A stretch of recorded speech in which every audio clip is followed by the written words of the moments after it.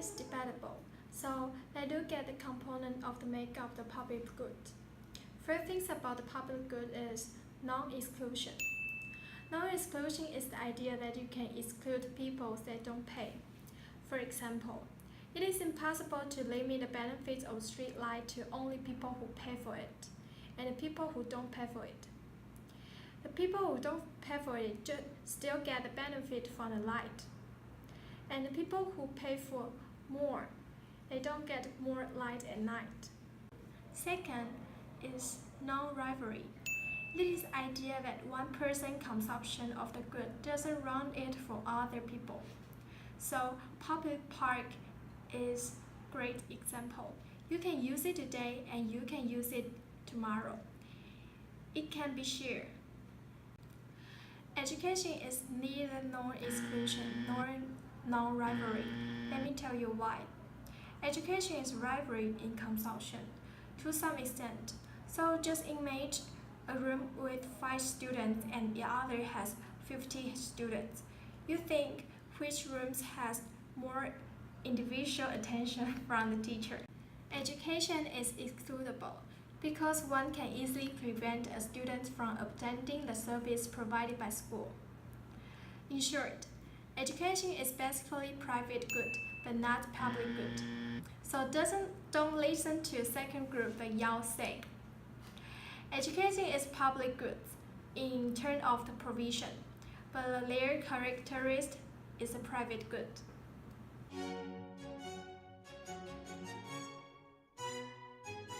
Yes, it's really a positive externality.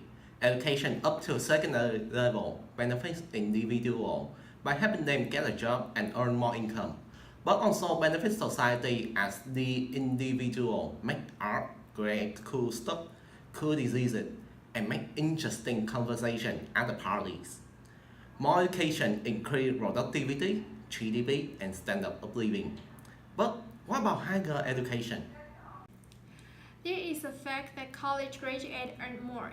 Economical is the college wage premium. Among 25 and 32 years old college grads earn an average of 45,000 versus 28,000 for those who only have a high school diploma. Also, long employment rate for college grade is pretty much lower. Right now, for people over 25 with a college degree, unemployment rate around 3%. Now, that's versus around 5.4% for those with only high school diploma, and it is 8.6% for those who didn't finish high school. So, college paid off. Has cost. But wait, what if you don't go to college? You go straight into the workforce? Then you will save some money on tuition fee and earn 4-year wage from working. This also considered a premium. Then why people go to college or university? Oh well, there's 2 theories that support you should go to the college to get more money. The first theory called human capital theories. The idea that going to the college teach you skills that will help you get higher income job. So do you watch Breaking Bad?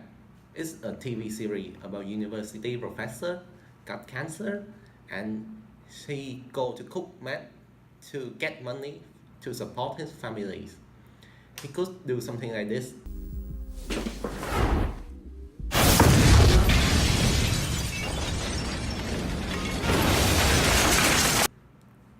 And like this.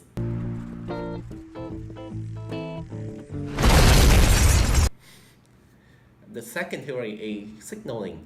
The idea that some students have shown that they are hard working and smart.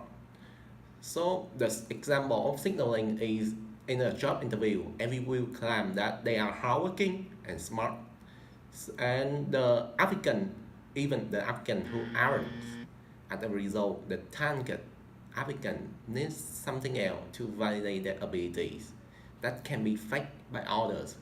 So a college degree is a clear signal. So, economy wants to know which theory is correct. They compare the earning of the people who have earned 7.5 semester worth of college credit, but they didn't graduate, to the people who finished and got a degree. Both groups receive the same amount of education. So, if the human capital theory correct, they should earn the same amount of money. If the signaling theory correct, and those with a degree will earn more, and they do. But it is just a small gap that you will find from comparing high school and college graduated. It seems that both theories apply.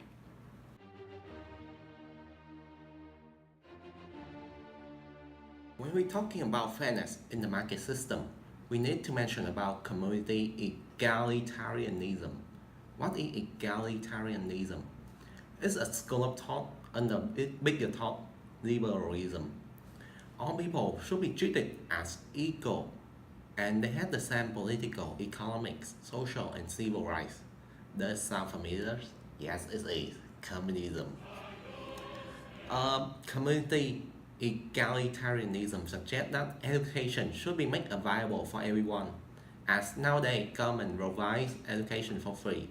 But just imagine what if government doesn't make education compulsory and doesn't pay for education?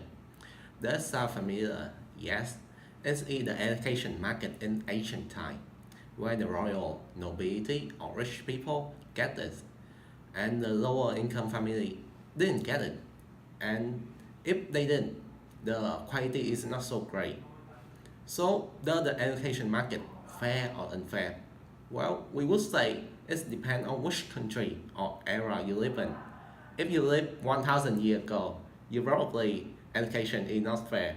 Or you live in the country as well like Siberia, the education is not really fair.